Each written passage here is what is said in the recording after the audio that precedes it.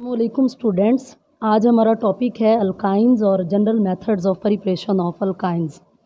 Students, alkyne ऐसे unsaturated hydrocarbon है जिनमें दो कार्बन एटम के दरमियान ट्रिपल बॉन्ड मौजूद होता है। ट्रिपल बॉन्ड में एक सिग्मा बॉन्ड और दो पाई बॉन्ड होते हैं।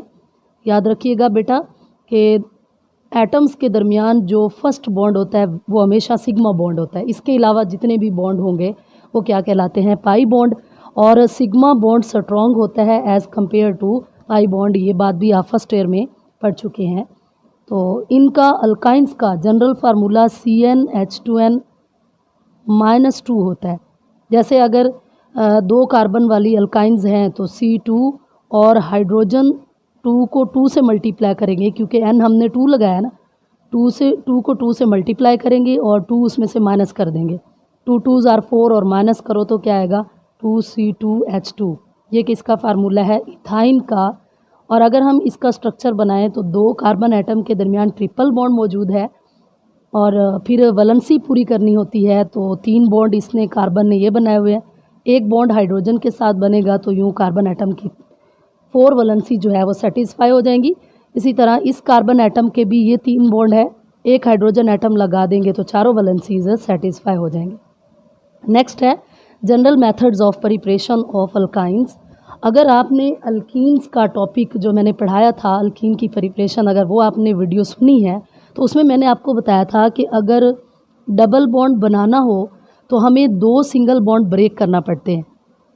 अब यहाँ ट्रिपल बॉन्ड बनाना है तो 4 सिंगल बॉन्ड ब्रेक करना होंगे। और कौन से बॉन्ड ब्रेक होते हैं? Single bond. और वो एटम, कुछ एटम रिमूव होंगे। जब ब्रेक होगा बॉन्ड तो कुछ एटम रिमूव होंगे। कितने रिमूव करने होंगे? हमें 4 एटम हम रिमूव करेंगे तो एक ट्रिपल बॉन्ड बनेगा। वो एटम कौन कौन से रिमूव होते हैं? हाइड्रोजन और हैलोजन रिमूव होंगे, उसे डिहाइड्रोहैलोजिनेशन कहते हैं। और अगर चारों के चारों हैलोजन रिमूव हों तो उसे डीहैलोजिनेशन कहेंगे। और अगर कार्बन डाइऑक्साइड रिमूव हो तो वो डीकार्बोक्सिलेशन कहलाती है। और यहाँ वो है method electrolysis of salt of unsaturated dicarboxylic acid. इसमें कार्बन डाइऑक्साइड ही रिमूव होती है। 3 मेथड यहाँ पढ़ेंगे, लेबोरेटरी मेथड और एक इंडस्ट्रियल मेथड पढ़ेंगे अल्काइन को प्रिपेयर करने का। फर्स्ट वन है डिहाइड्रोहैलोजिनेशन ऑफ विस्नल डाइहैलाइड। यानी इसमें हमने 2 हाइड्रोजन रिमूव करने हैं और 2 हैलोजन। ठीक है, तो यूँ 4 एटम रिमूव हो जाएंगे और एक ट्रिपल बॉन्ड बन जाएगा। इसी तरह नीचे है second one, dehalogenation of tetrahalide. इसमें हमने 4 हैलोजन एटम रिमूव करने हैं। और थर्ड वन है electrolysis of salt of unsaturated dicarboxylic acid. 1 by 1 इनको रिएक्शन के साथ डिस्कस करते हैं। फर्स्ट वन है डीहाइड्रोहैलोजिनेशन ऑफ विस्नल डाइहैलाइड। यानी इसमें एक हम बल्कि 2 हाइड्रोजन रिमूव करेंगे और 2 हैलोजन रिमूव करेंगे। सबसे पहले देखते हैं विस्नल का क्या मतलब है। विस्नल डाइहैलाइड, डाइहैलाइड यानी 2 हैलोजन एटम है और विस्नल एडजेसेंट कार्बन एटम पे मौजूद हैं। 2 कार्बन एटम अगर मैं यूँ लिखूँ और एक कार्बन इसके साथ हैलोजन है और एक इस कार्बन के साथ हैलोजन है, इनको हम कहते हैं विस्नल डाइहैलाइड। डाइहैलाइड 2 हैलोजन है और विस्नल का मतलब है एडजेसेंट कार्बन पे। एडजेसेंट कहते हैं साथ साथ जो कार्बन एटम है उन पे दोनों हैलोजन एटम लगे हुए हैं। उसके बाद बेटा आपने बाकी याद नहीं करना होता, वैलेंसी पूरी करनी होती है। कार्बन एटम 4 बॉन्ड बनाता है। अब इस स्ट्रक्चर में देखें कि 2 बॉन्ड है, 2 साथ हाइड्रोजन लगा लेंगे, 4 बॉन्ड पूरे हो जाएंगे। एक एक्स के साथ, एक साथ वाली कार्बन के साथ, 2 हाइड्रोजन के साथ। इसी तरह इस कार्बन ने पहले से 2 बॉन्ड बनाए हुए हैं तो 2 और हाइड्रोजन हम इसके साथ लगा देंगे। यूँ दोनों कार्बन एटम की चारों वैलेंसी सेटिस्फाई हो गई हैं। हमने इसकी हैलोजन भी रिमूव करना है और हाइड्रोजन भी रिमूव करना है इस कंपाउंड में से। तो बेटा हम KOH यूज़ करेंगे, एक स्ट्रॉन्ग बेस के साथ इसका रिएक्शन करवाएंगे और मीडियम हम अल्कोहलिक मीडियम देंगे। अब होता क्या है कि पोटाशियम मेटल है और जो हैलोजन है वो नॉन मेटल है, तो ये एक दूसरे के साथ रिएक्ट कर जाएंगे। यानी पोटाशियम हैलोजन एटम को रिमूव करवाएगा, जो हाइड्रोक्सल है वो हाइड्रोजन एटम को रिमूव करवाएगा। याद रखना ये जो रिमूवल होगा, एक एटम एक कार्बन से रिमूव होगा और दूसरा एटम साथ वाली कार्बन से रिमूव होगा।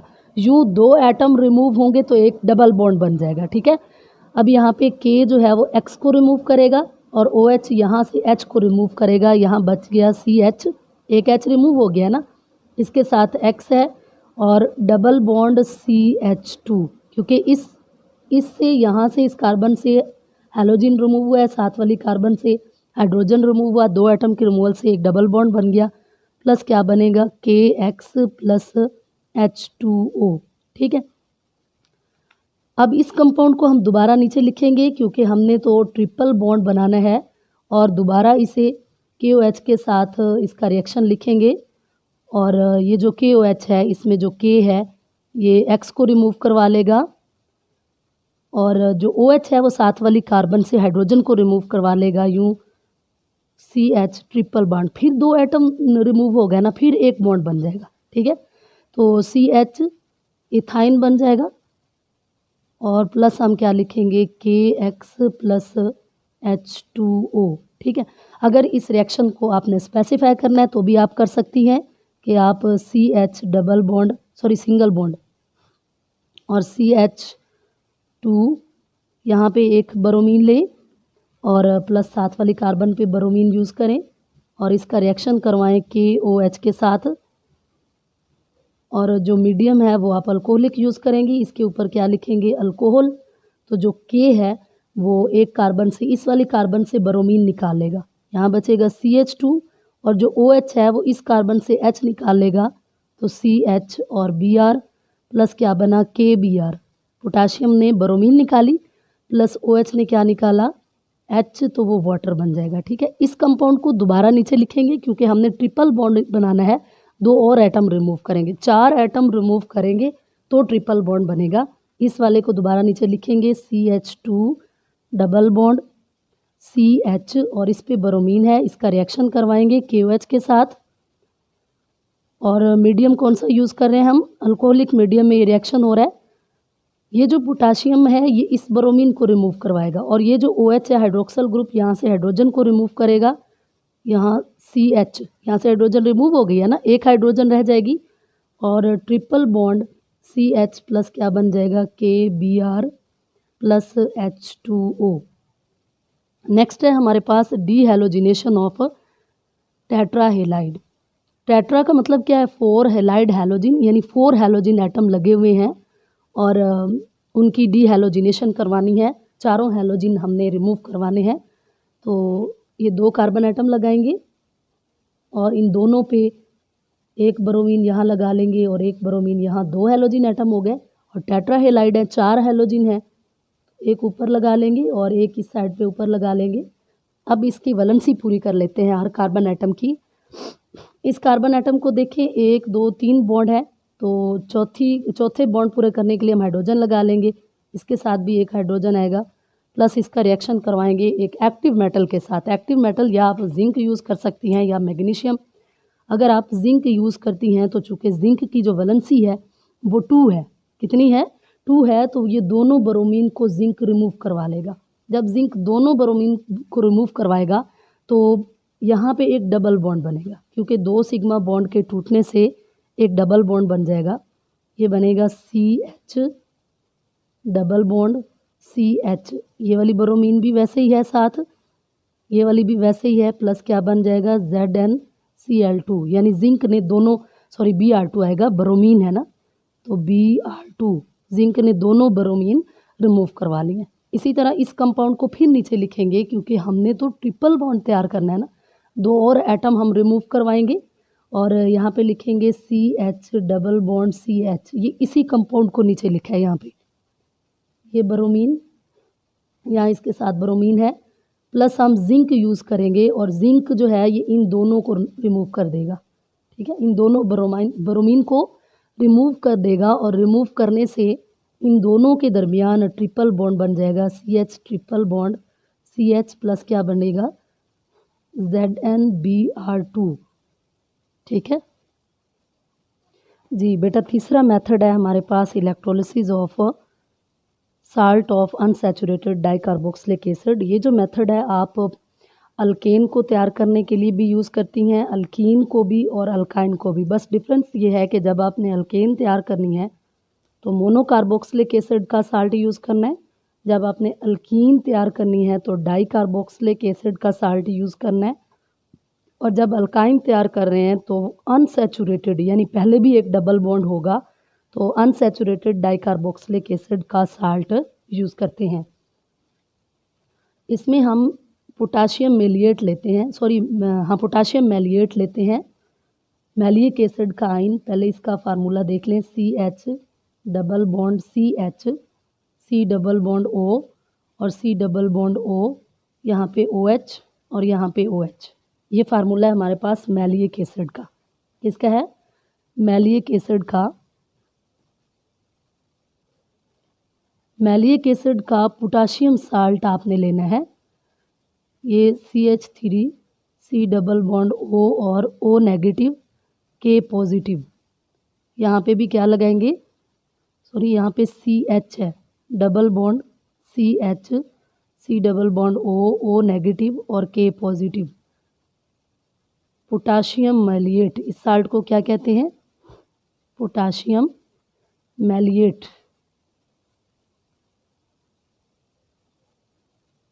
जब इस साल्ट की इलेक्ट्रोलिसिस करवाई जाती है, यानी जब इस साल्ट को वाटर से करंट सॉल्यूशन बनाकर करंट गुजारा जाता है, तो उससे इथाइन बनता है, कार्बन डाइऑक्साइड और पोटाशियम हाइड्रोक्साइड। देखिए ओवरऑल रिएक्शन हम लिखते हैं कैसे बनता है। CH single bond C double bond O negative और K पॉजिटिव। यहाँ भी नीचे क्या है? CH double bond C double bond O और O negative K positive, plus हम यूज़ करते हैं 2 मॉलिक्यूल ऑफ वाटर और इसकी क्या करवाते हैं? इलेक्ट्रोलाइसिस। अब होता क्या है बेटा कि यहाँ से ये बॉन्ड टूट जाता है। अब 2 सिंगल बॉन्ड टूट रहे हैं, एक ये वाला बॉन्ड और एक ये वाला बॉन्ड। पहले से डबल बॉन्ड है, 2 सिंगल बॉन्ड टूटने से एक बॉन्ड उनके दरमियान बन जाएगा, CH triple bond CH, plus ये वाली कार्बन डाइऑक्साइड CO2 और ये वाली कार्बन डाइऑक्साइड, 2 कार्बन डाइऑक्साइड के मॉलिक्यूल बन जाएंगे 2CO2, प्लस यहाँ से ये वाले KO और यहाँ से K दोनों और यहाँ से OH 2KOH बन जाएगा। अब वाटर का H रह गया है, वो प्लस हाइड्रोजन गैस बन जाती है। क्या बन जाता है? Hydrogen gas. अब हम इसका देखते हैं मैकेनिज्म कि दरअसल ये होता कैसे है। मैकेनिज्म में बेटा ये होता है कि जो साल्ट है वो आयोनाइज हो जाता है वाटर के अंदर, CH double bond CH, C double bond O negative और K positive, C double bond O negative और K पॉजिटिव।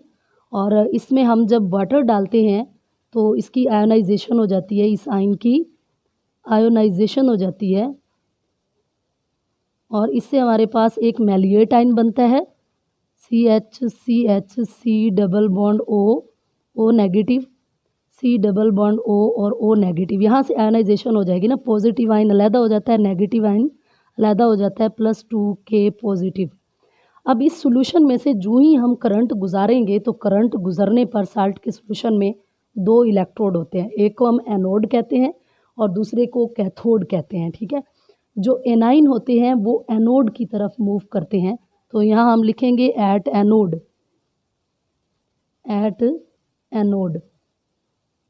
अब जो इलेक्ट्रोड एनोड होता है इस पर पॉजिटिव चार्ज होता है एनोड पर, तो इसीलिए इसकी तरफ जो एनाइन है वो अट्रैक्ट होते हैं। एक और ट्रिक है इसको याद रखने की कि एनोड भी ए से शुरू हो रहा है और एनाइन भी ए से शुरू हो रहा है। ये एक ट्रिक है सिंपल कि एनोड की तरफ एनाइन अट्रैक्ट होंगे, तो ये होगा CH double bond CH, C double bond O negative. ये वाले एनाइन एनोड पे आएंगे और एनोड पे ऑक्सीडेशन होती है। ये फिर एक ही साउंड है और ऑक्सीडेशन में भी तकरीबन इसी तरह की साउंड आ रही है। तो याद रखने के लिए एक ट्रिक है कि जो एनाइन होते हैं वो एनोड की तरफ अट्रैक्ट होते हैं और एनोड पर ऑक्सीडेशन होती है। ऑक्सीडेशन क्या होती है? इलेक्ट्रॉन का अखराज। ऑक्सीडेशन इलेक्ट्रॉन का अखराज, तो यहाँ से इलेक्ट्रॉन रिमूव हो जाएंगे जो ऑक्सीजन पे मौजूद हैं, CH double bond CH, C double bond O और ऑक्सीजन पे एक इलेक्ट्रॉन रह जाएगा, एक रिमूव हो जाएगा इस ऑक्सीजन का और इस ऑक्सीजन का भी एक इलेक्ट्रॉन रिमूव हो जाएगा, प्लस 2 इलेक्ट्रॉन और ये फ्री रेडिकल बनेंगे। अब ये जो फ्री रेडिकल हैं ये इंतहाई अनस्टेबल है, इसे जहाँ से बॉन्ड मिलेगा वो तोड़वाएंगे और अपना एक सिंगल इलेक्ट्रॉन उस बॉन्ड से खुद लेंगे और एक जो इलेक्ट्रॉन है वो दूसरे एटम पे होगा। कैसे कि इसी को नीचे लिखते हैं पहले, CH double bond C double bond O free radical, C double bond O और O फ्री रेडिकल। अब ये वाला बॉन्ड जो है ये टूटेगा और ऐसे टूटेगा कि ये अपना इलेक्ट्रॉन लेगा और ये अपना इलेक्ट्रॉन, इसी तरह ये अपना इलेक्ट्रॉन लेगा और ये अपना इलेक्ट्रॉन। तो ये जो इलेक्ट्रॉन होगा इस ऑक्सीजन के इस इलेक्ट्रॉन के साथ बॉन्ड बना लेगा और कार्बन डाइऑक्साइड बन जाएगी। इसका भी ये वाला जो इलेक्ट्रॉन है वो इस ऑक्सीजन के इलेक्ट्रॉन के साथ बॉन्ड बनाएगा और कार्बन डाइऑक्साइड बन जाएगी। जबकि ये वाले जो दोनों फ्री रेडिकल हैं, इसने भी अपना इलेक्ट्रॉन लिया है, इसने भी, ये दोनों क्या बना देंगे, इथाइन। CH पहले से था, डबल बॉन्ड भी पहले से है, CH। अब ये जो फ्री रेडिकल बना है यहाँ पे वो फ़ौरन एक बॉन्ड बना लेंगे और यूँ बन जाएगा, ये फ्री रेडिकल ख़त्म हो जाएगा।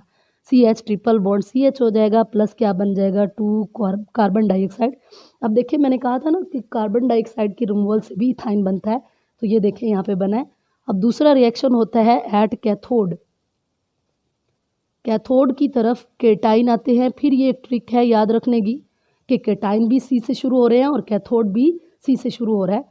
केटाइन तो यहाँ नहीं है, केटाइन के पॉजिटिव नहीं आते, बल्कि वाटर की रिडक्शन हो जाती है। H2O 2 मॉलिक्यूल वाटर के लेते हैं, प्लस 2 इलेक्ट्रॉन जो वहाँ पे रिमूव हुए हैं ऑक्सीडेशन में, और उससे क्या होगा कि वाटर के 2 हिस्से होते हैं बेटा, एक हाइड्रोजन और एक हाइड्रोक्सल।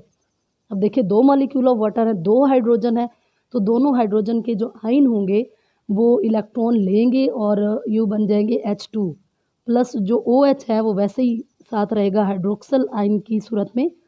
और ये जो हाइड्रोक्सल आयन है ये आयनाइजेशन में बनने वाले पोटाशियम आयन के साथ रिएक्ट करेंगे और ये बना देंगे 2KOH।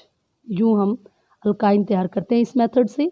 और ये जो मेथड है ये लॉन्ग क्वेश्चन के लिए वेरी इंपॉर्टेंट है, आप इसको लिख भी लें, वेरी इंपॉर्टेंट लॉन्ग क्वेश्चन के लिए, ठीक है। लास्ट वन हमारे पास है इंडस्ट्रियल प्रिपरेशन ऑफ इथाइन, और ये शॉर्ट क्वेश्चन के लिए इंतहाई इम्पोर्टेंट है। इंडस्ट्रियल स्केल पर बेटा हम इथाइन को कैल्शियम कार्बाइड से, कैल्शियम कार्बाइड का वाटर के साथ रिएक्शन से हम इसे हासिल कर सकते हैं इथाइन को।